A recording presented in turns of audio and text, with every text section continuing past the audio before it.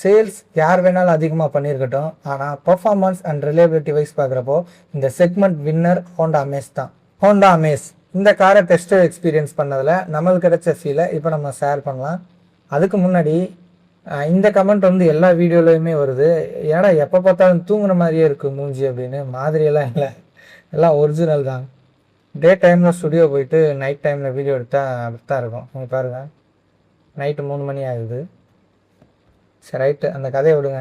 First இந்த காரோட ingress and எக்ரெஸ் பெரிய பிரச்சனை கிடையாது. எல்லாருமே ஈஸியாக ஏறி இறங்குற மாதிரி வடிவமைக்கப்பட்ட ஒரு டிசைன் தான். எல்லா பேஸ் வேரியன்ட் கார்கள்லையுமே ஹெட்ரெஸ்ட் வந்து ஃபிக்ஸ்டு தான் கொடுத்துருப்பாங்க. அதே மாதிரி இந்த அமேஸ்லையும் ஃபிக்ஸ்டு ஹெட்ரெஸ்ட் கொடுத்துருந்தாங்க. இருந்தாலுமே மற்ற கார்களை கம்பேர் பண்ணுறப்போ ஃபிக்ஸ்டு ஹெட்ரெஸ்ட்டு இதில் கொஞ்சம் நல்ல பெரிய ஹெட்ரெஸ்ட்டாக கொடுத்துருந்தாங்க. அதனால கொஞ்சம் பிரச்சனைகள் இல்லாமல் இருந்துச்சு. செட்டான்னாலே ரியர் சீட் கம்ஃபர்ட்டு தான்.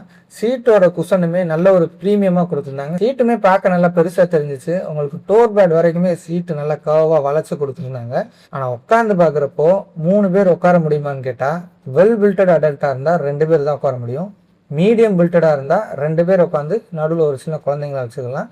ரொம்ப லீனான பில்ட்டாக இருக்காங்கன்னா 3 பேர் ஈஸியாக உட்காந்து போகலாம். விண்டோ ஓப்பன் நல்லா ஒய்டராக கொடுத்துருந்ததுனால நல்ல ஒரு ஏரி ஃபீல் கார் ஃபுல்லாமே ஃபீல் ஆச்சு. ஏசி ரீச்சுமே ஹோண்டாவோட தரத்துக்கு ஏற்ற மாதிரி ஈஸியாக பர்ஃபெக்டான ஏசி ரீச் கிடச்சிருந்துச்சு. அதாவது ஒரு சில கார்கள் தான் இந்தியாவில் மேனுஃபேக்சர் பண்ணி வெளிநாடுகள்லையும் சேல் பண்ணுறாங்க.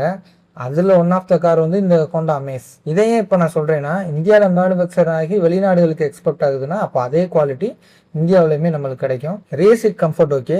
ஹேண்ட்லிங்கில் இனிஷியலாகவே இந்த 1.2 லிட்டர் நேச்சுரல் ஆஸ்பிரேட்டட் இன்ஜின் நல்ல ஒரு ரிஃபைன்டான இன்ஜின். இனிஷியலாகவே உங்களுக்கு வந்து பிக்கப் நல்லாவே கிடைக்குது. சரியான gear and acceleration ratio maintain பண்ணிட்டு இருந்தோம்னா டாப் எண்ட் வரைக்குமே நல்ல ஒரு ஸ்மூத்தரான பெர்ஃபார்மன்ஸ் கிடைக்குது. பாடி ரோல் ஓவர் மினிமலாக தான் இருந்தது. பிளைண்ட் ஸ்பாட்டுமே ஜென்ரலாக செடான் கார்களில் ஏ பில்லரில் பிளைண்ட் ஸ்பாட் தெரியும். பட் இந்த அமேஸ் ட்ரை பண்ணி பார்த்ததுல பெரிய பிளைண்ட் ஸ்பாட் ஒன்றும் எனக்கு ஃபீல் ஆகலை.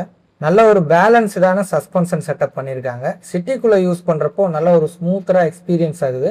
அதே நீங்கள் வந்து ஹைவே போகிறப்போ இன்னும் கொஞ்சம் ஸ்டிஃபராக மாறி அந்த ஹை ஸ்பீடு ஸ்டெபிலிட்டியுமே நல்லா உங்களுக்கு எடுத்து கொடுக்குது. ஸ்டியரிங்கோட ஃபீட்பேக் பார்க்குறப்போ லைட் டு ஹார்டர் ரேஷியோவாக இருக்கட்டும், அந்த ப்ரிசிஷனாக இருக்கட்டும், அதுக்கப்புறம் அந்த ஸ்டியரிங் வைப்ரேஷன் எல்லாமே பர்ஃபெக்டாக ஒர்க் பண்ணியிருக்காங்க. கியர் அண்ட் கிளச்சோட ஸ்மூத்னஸ் எல்லாம் ஹோண்டா தான். அதுக்கு மேலே சொல்கிறதுக்கு ஒன்றும் இல்லை. ஒரே ஒரு பிரச்சனை, இந்த பேஸ் வேரியன்ட் அமேஸில் டயர் சைஸ் மட்டும் கம்மி பண்ணி கொடுத்துருக்காங்க. R14 கொடுத்துருக்காங்க. அதுவே கொஞ்சம் R15 கொடுத்துருந்தாங்கன்னா இன்னுமே ஹேண்ட்லிங்க்கு அது பர்ஃபெக்டாக ஹெல்ப் பண்ணியிருக்கும். இந்த செக்மெண்ட்டில் இருக்கக்கூடிய டாடா டிகாரா இருக்கட்டும், டிசைராக இருக்கட்டும், என் ஹோண்டா ஆராவை விடையுமே நல்ல ஒரு பெட்டரான பர்ஃபார்மன்ஸ் வந்து இந்த ஹோண்டா அமேஸில் கிடச்சிச்சு.